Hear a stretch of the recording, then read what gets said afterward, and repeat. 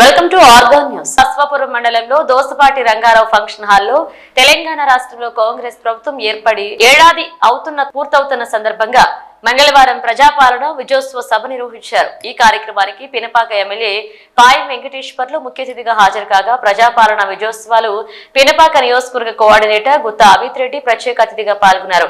కాంగ్రెస్ శ్రేణులు బాణాసంచా కాల్చి సంబరాలు జరిపి సీఎం రేవంత్ రెడ్డి చిత్రపటానికి పాలాభిషేకం చేశారు. సభలో ఎమ్మెల్యే పాయం వెంకటేశ్వర్లు మాట్లాడుతూ కాంగ్రెస్ ప్రభుత్వం ప్రజా సంక్షేమానికి అంకితమై ఉందన్నారు. ఈ కార్యక్రమంలో పినపాక మండల కాంగ్రెస్ అధ్యక్షులు ఓరుగంటి భిక్షమయ్య, స్థానిక నాయకులు, మహిళా నాయకులు, అనుబంధ సంఘాల ప్రతినిధులు, కార్యకర్తలు పాల్గొన్నారు.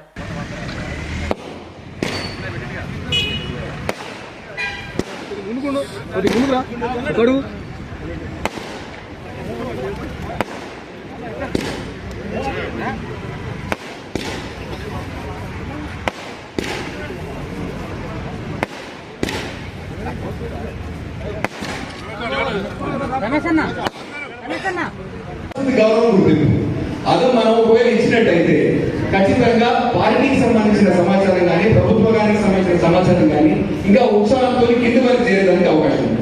మీరు అందరూ కూడా ఆలోచన చేయవచ్చు. డిసెంబర్ కంటే ముందు మన సోషల్ మీడియా మీకు చాలా అగ్రెసివ్ గా పనిచేసింది. ఆ రోజు ఉన్నటువంటి ప్రభుత్వం మీద ఉన్నటువంటి సంబంధించిన ప్రాముఖ్యత ఏంటో మీ అందరికీ గుర్తుందా? ఒక సంవత్సరం ముందు ఏం జరిగింది? ఈరోజు డిసెంబర్ 3, 2023 సంవత్సరంలో ఇదే తారీఖు రోజున డిసెంబర్ 3వ తారీఖున ఒక నియంతృత్వ పాలన, ఒక వ్యక్తిస్వామ్య వ్యవస్థ నుంచి ప్రజలు దూరం జరిగి ఒక ప్రజాపాలన రావాలనే ఒక ఆలోచనతోటి కాంగ్రెస్ పార్టీని అధికారంలోకి తీసుకొచ్చిన ఒక సో మీ అందరికీ తెలుసు, గడిచిన సంవత్సర కాలంలో మనం చేయాల్సిన పనులు